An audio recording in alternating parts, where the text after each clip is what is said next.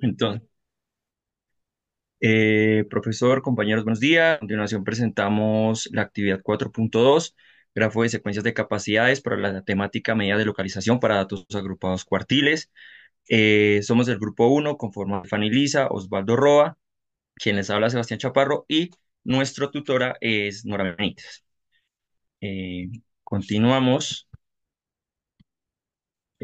con el índice general, en el cual encontramos la nueva versión de las tareas. Posteriormente seguimos con los grafos de secuencias de capacidades de las tareas, asimismo con las tablas de ayudas y por último la revisión de la información previa.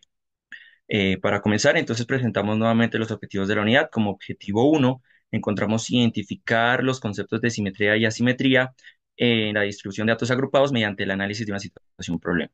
Como objetivo 2, encontramos analizar la simetría y asimetría de un conjunto de datos agrupados mediante su representación gráfica para tomar decisiones informadas. Eh, entonces, en relación con la nueva versión de las tareas, se realizaron cambios en la formulación de dos tareas. La primera formulación se establece en la tarea 1.2 del objetivo 1 y la segunda en la tarea 2.2 del objetivo 2. En cuanto a la nueva versión de la tarea 1.2, denominada análisis de alturas, se reajustaron en tres aspectos importantes. En el planteamiento, ya que en la tarea anterior teníamos términos como simetrías, lo cual pues por el momento los estudiantes no dominan en su totalidad. Eh, Adicionalmente, tarea 1.1, un recurso, que en este caso va a ser una cinta de papel, pues que le va a permitir al estudiante, desde un sistema manipulativo, tener otra parte representativa de los cuartiles. Y finalmente se hizo una reformulación en la pregunta, dado que también en la pregunta que teníamos en la tarea anterior se establecía el término de simetría, lo cual pues, como mencioné anteriormente, pues el estudiante todavía no domina en su totalidad.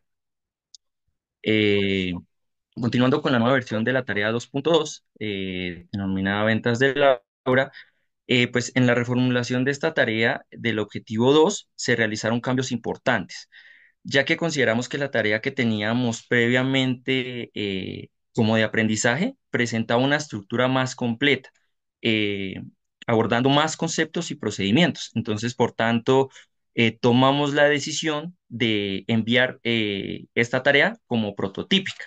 Y pues aquí planteamos esta nueva tarea, como les mencionaba, que son las ventas de Laura, en la cual pues se invita a los estudiantes a comparar eh, dos distribuciones de datos.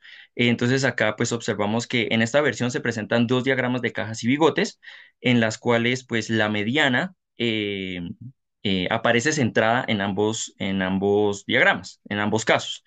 Pero pues tenemos la particularidad que en uno de estos diagramas se presenta un dato, un valor atípico, ¿sí? Entonces pues consideramos que este contraste pues va a desafiar al estudiante a ir más allá de la ubicación de la mediana. Entonces tendrá que hacer un análisis más completo de los datos. Esto entonces con relación a la tarea 2.2 del objetivo 2. Pues continuando, pues vamos a presentar los grafos de secuencias de capacidades de la tarea 1.2.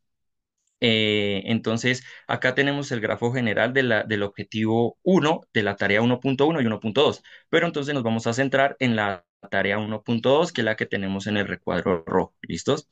Entonces, en el proceso de aprendizaje de la tarea 1.2, pues el estudiante inicialmente entiende el contexto del problema, o bueno, la secuencia uno, y en esta etapa, pues el estudiante identifica los datos relevantes y la situación planteada. Luego continúa con la secuencia 11, pues donde interpreta la tabla de frecuencias.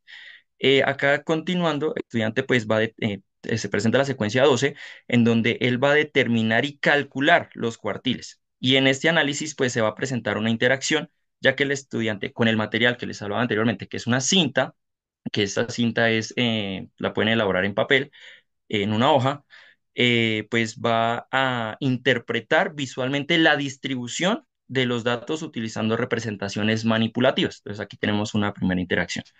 Posteriormente, el estudiante pues va a tomar una decisión en donde se selecciona y emplea el sistema de representación que para su análisis correspondiente.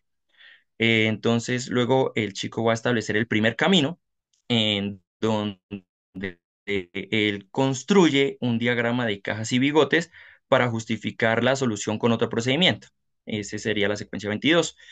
Y se va a presentar una secuencia de interacción, S34, con el docente, en donde busca validar y justificar el análisis del estudiante. Luego continúa con la secuencia 30, en donde analiza la simetría de una distribución a partir de la posición de la mediana en la caja y en el diagrama de caja y bigotes. Y finalmente termina, o bueno, culmina en S13, en donde el estudiante va a tomar decisiones y va a justificar en base a la distribución de los datos. Y pues acá tenemos otra interacción, bueno, S34, en donde el docente, bueno, donde con el docente se busca validar y justificar el análisis establecido por el estudiante. Para el camino 2, nuevamente se presenta lo que había mencionado anteriormente, desde S1 a S20, donde va a tomar nuevamente una decisión y el estudiante avanza hacia la secuencia S16, donde aquí va a comparar el cálculo, los cálculos de los cuartiles con otros procedimientos. Aquí se presenta una interacción con la secuencia S34, en donde el estudiante eh, va a validar el análisis del estudiante y continúa con S7, en donde el estudiante establece una fórmula que modela el contexto de simetrías y de simetría, perdón, de simetría.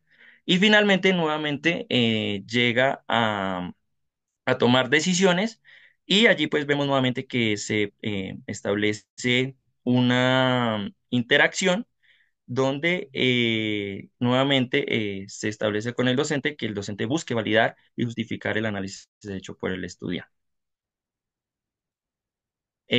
Acá a continuación presentamos la tabla de ayudas de la tarea 1.2, perdón, en la cual, perdón, pues no las voy a comentar todas por cuestión de tiempo, pero sí nos vamos a centrar en tres específicas, que son las que están resaltados en rojo. Pues encontramos de manera general la lista de errores, el error 1, 24, 25, 26, 27, 28, 29, 30, 31, y me voy a enfocar en la 24, 25 y 30.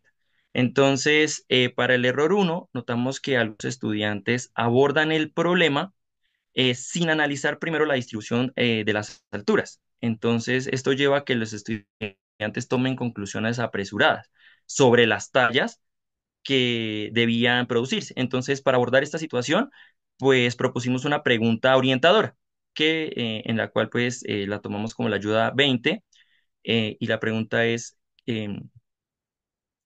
ay, perdón, estaba hablando me confundí, perdón, era el error 24. Vuelvo a retomar esa parte. El error 24 es los estudiantes confunden el valor de la frecuencia con el dato individual. Entonces, es como si presentara una altura en lugar de una cantidad de personas.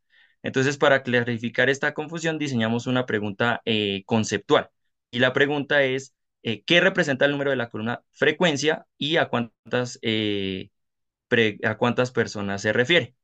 Entonces, esta ayuda a permitir centrar la atención en el significado de la frecuencia dentro de la tabla y contribuye a una lectura más precisa de los datos. Y finalmente, el error 30 es donde el estudiante, eh, donde varios estudiantes no reconocían cuál era la moda o tendencia central. Entonces, pues acá se plantea nuevamente una pregunta de un análisis más contextual. Y finalmente, pues encontramos lo que es la revisión de la información previa. Entonces, acá tenemos los sistemas de representación manipulativo, que fue el nuevo recurso o material que teníamos, las nuevas capacidades y errores de las secuencias y cambio de la tarea que